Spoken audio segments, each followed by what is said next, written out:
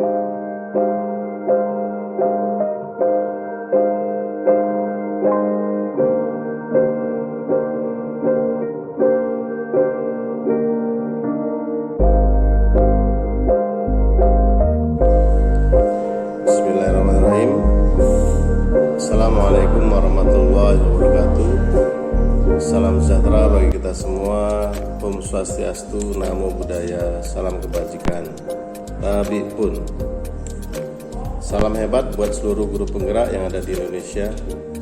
Pada kesempatan ini saya akan menyajikan tugas demonstrasi kontekstual program modul calon guru penggerak 3.1A7 mengenai pengambilan keputusan sebagai pemimpin pembelajaran.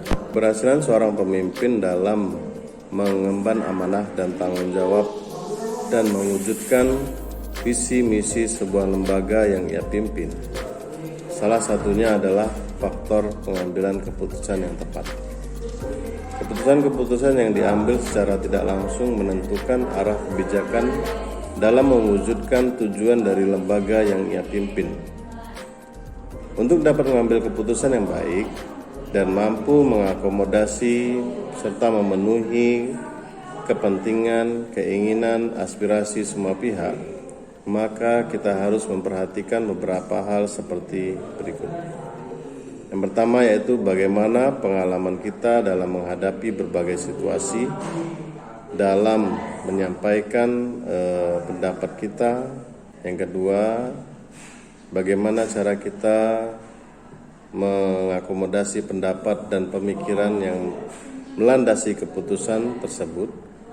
Apakah keputusan ini sudah mewakili berbagai pihak berdasarkan musyawarah mufakat.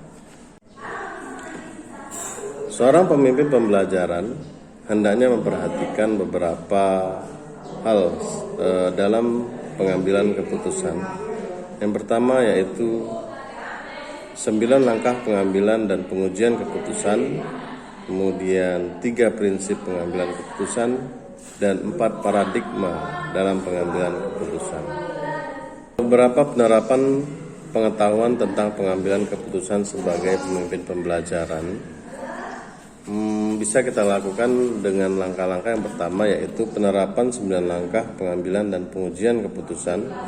Kemudian setelah itu kita harus mensosialisasikan pengambilan dan pengujian keputusan ini kepada komponen anggota sekolah seperti guru, rekan sejawat, siswa, stakeholder, masyarakat sekitar sekolah, dan juga wali murid atau komite. Kemudian bisa juga kita sosialisasikan melalui media sosial, baik berupa blog, media sosial Facebook, Instagram, ataupun YouTube.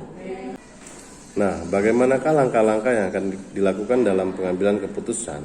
Yang pertama, ketika kita dihadapkan pada sebuah permasalahan atau kasus, maka hal yang pertama kali kita lakukan adalah menganalisis permasalahan tersebut atau kasus tersebut. Kemudian, apakah ada dilema etika di sana? Kemudian selanjutnya yang ketiga yaitu kita lihat apakah ada bujukan moral atau bujukan moral apa yang dapat digunakan dalam menyelesaikan kasus tersebut.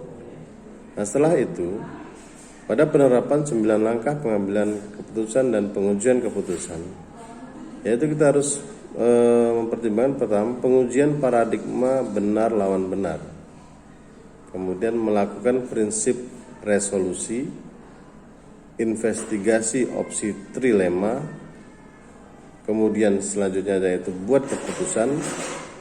Yang terakhir adalah melihat dan memverifikasi keputusan yang diambil. Lalu kapankah penerapan langkah-langkah pengambilan keputusan sebagai pemimpin pembelajaran mulai diterapkan atau mulai dilakukan? Yaitu sejak situasi yang dialami. Misalnya hari ini, penerapan langkah-langkah tersebut akan dilakukan ketika permasalahan itu sudah terjadi atau kasus itu sedang terjadi, atau mungkin setelah kasus itu terjadi kemudian dilakukan pertemuan atau diskusi atau rapat atau musyawarah untuk menyelesaikan permasalahan tersebut berdasarkan beberapa pendapat beberapa aspirasi yang disampaikan oleh rekan sejawat atau guru atau siapa yang akan dipimpin. Nah, oleh karenanya dalam proses pengambilan keputusan ini kita tidak serta-merta memutuskan sebuah keputusan atau solusi itu sendiri. Kita butuh beberapa pertimbangan pendamping, teman, diskusi dalam mengambil keputusan. Kita perlu berkolaborasi dan bekerjasama dengan semua unsur, di antaranya kepala sekolah, rekan sejawat, murid atau siswa, orang tua siswa, komunitas sekolah, pengawas pembina, masyarakat sekitar lingkungan sekolah, stakeholder, dan lain-lain.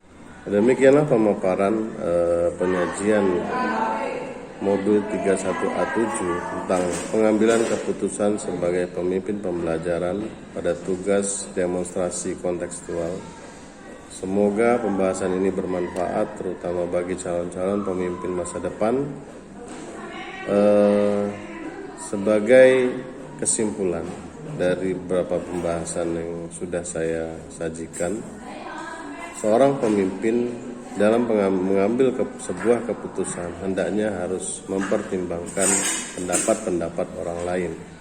Jadi keputusan yang dia ambil itu bukan keputusan yang serta-merta dia ambil berdasarkan pemikirannya sendiri, tetapi keputusan itu harus berdasarkan beberapa pendapat, beberapa pertimbangan demi mewujudkan atau mengakomodasi kepentingan bersama. Oke, salam hebat. Sekian dari saya. Akhir kata saya akhiri. Assalamualaikum warahmatullahi wabarakatuh. Tabi pun.